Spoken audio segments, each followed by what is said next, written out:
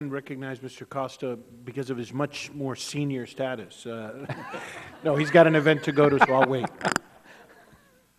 I want to thank the gentleman from Florida for yielding the order of the time. Obviously, I've got a meeting I have with the Secretary of Agriculture, and so this is very helpful. Thank you very much, Mr. Garcia.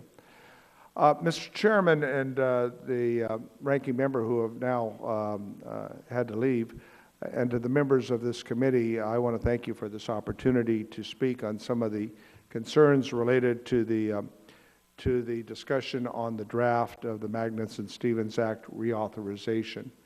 And I'd like to confine my comments, and of course they were applicable to the first panel as well as the second panel, to what I refer to as the law of unintended consequences. And it may not be the intention, but I believe it is potentially the impact when we talk about those of us who represent inland waterways and in which the issue of the Endangered Species Act, particularly as it applies to endangered salmon, various runs, whether they be spring runs or fall runs, and how this reauthorization may impact that.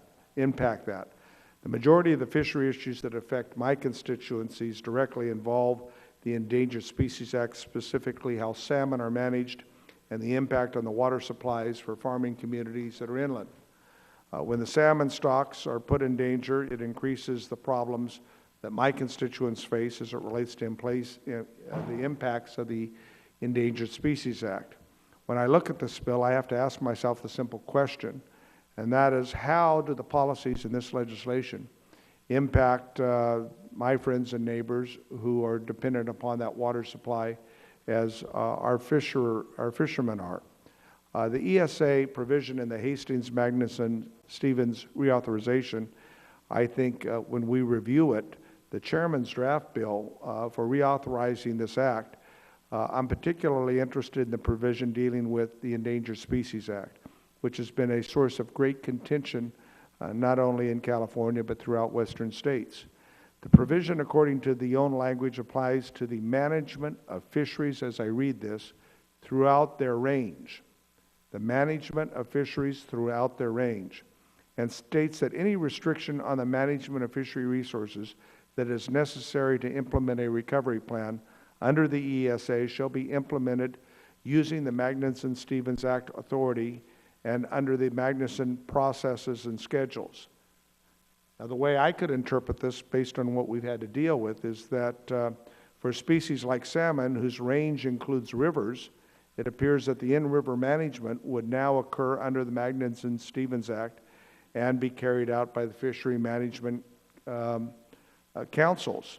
This raises a question in my mind, and that is, do any of the fishery management committees, or councils, excuse me, contain any experience in dealing with in-river fish management or with the complicated water issues associated with them that are always tenuous at best and always a balancing act?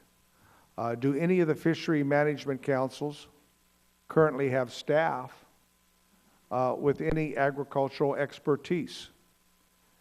If the fishery management councils and their entire management process under the Magnuson-Stevenson Act, under this proposal, it seems to me would totally lack the expertise and the experience on these in-river management issues. For California, the water management issues in these extreme drought conditions we are facing are absolutely critical. I don't think my farmers in the Central Valley are going to have faith that the Endangered Species Act issues can be handled by the Fishery Management Council in a way that won't disregard their interests or management decisions that could have adverse impact. So that is my concerns. Mr. Geiger, I don't know if you've got time to quickly comment on that or not. They tell me that you're the best person to direct my concerns to. Well, thank you for the question, Congressman. Unfortunately, I served in the Southeast, and we don't have concerns such as salmon, but I certainly appreciate and understand your concerns with regard to council staff having the expertise in agriculture to understand land use issues and water use issues in the upland section if they're responsible. I can assure you that based on my experience, unless it's written into the act that requires them to do so, it won't get done. You know, they're extremely busy. They focus on the issues that they consider to be extremely busy and extremely important, and you need to write that into legislation if you need it. But is my concern about the potential ripple effect or this law of unintended consequences real? Do you believe? I think it probably is real. Thank I you. would be concerned about it. Thank you,